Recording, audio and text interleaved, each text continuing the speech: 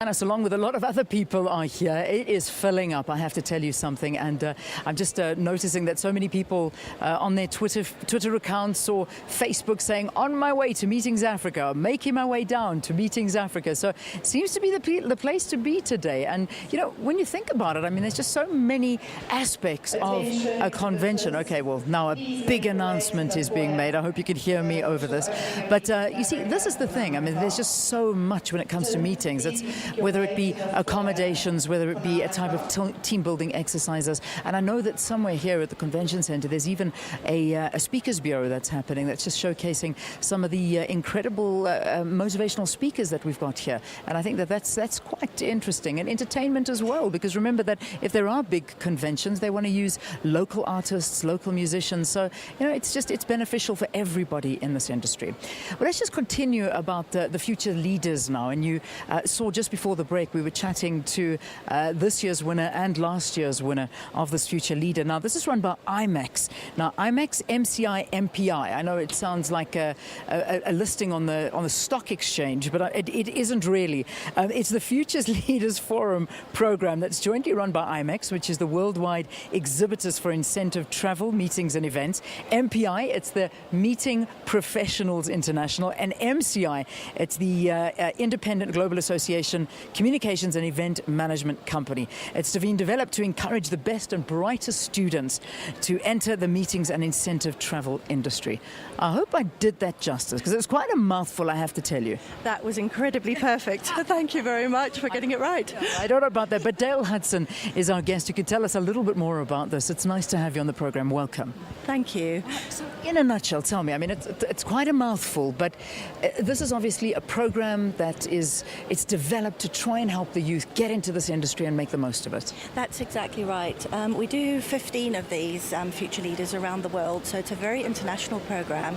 And Meetings Africa sort of came to us and said, we need this in Africa. And so this is our second year now of doing the Future Leaders Forum in Africa, and it's incredible. The students, I can notice in 1 year, the incredible level that the students have come to. And I really believe that the future is very bright in Africa, looking at your students yesterday. Yeah. Well, it's comforting hearing that, because, I mean, just speaking to the two young girls here, and, I mean, the things that you make them do, from budget to basically putting the entire event together. It isn't easy. You don't make it easy for them to win.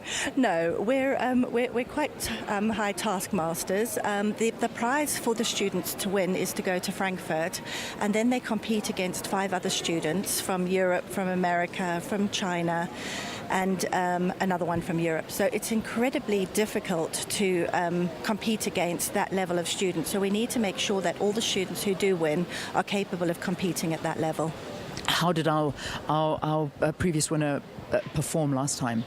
She did really well. Unfortunately, she didn't win the main prize, which was to go to Meetings Professional in US, but she did very, very well. And I know she was incredibly nervous because it was her first trip away, first trip away from Africa. So Europe and Frankfurt was probably a very big step for her. So she did very well. I mean, it is nerve-wracking. I mean, when you go onto that global platform, and I mean, you're dealing with these young minds that are just absolutely incredible. What are some of the ideas that they come up with? Well, that's the lady who won yesterday, Melandri. She just had the most incredible ideas.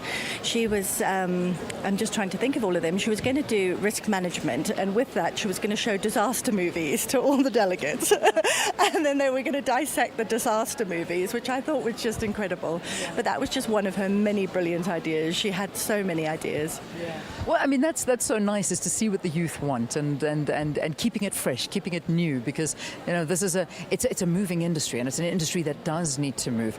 You know, how does South Africa rank when it comes to the rest of the world in meetings and the youth and some of the ideas coming out of the country?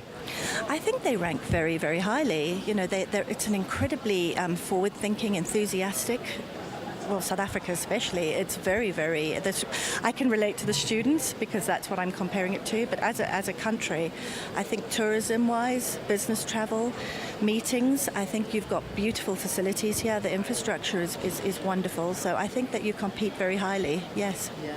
What do you find lacking, though? Because obviously there's, when you put us on a global platform, and I think that you do know the meetings industry well, you've seen it. Are there sectors that we really can improve on?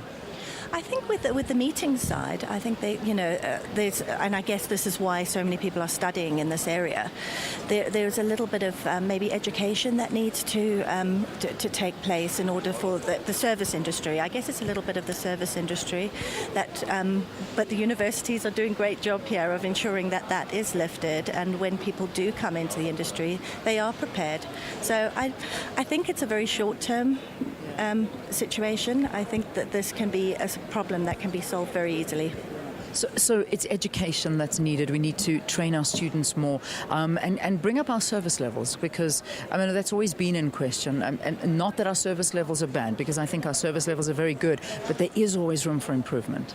I think there is in every country. I don't think that we need to sort of dissect it, because I think every country has different areas where they need to work on different areas. I mean, UK has its downfalls with service sometimes.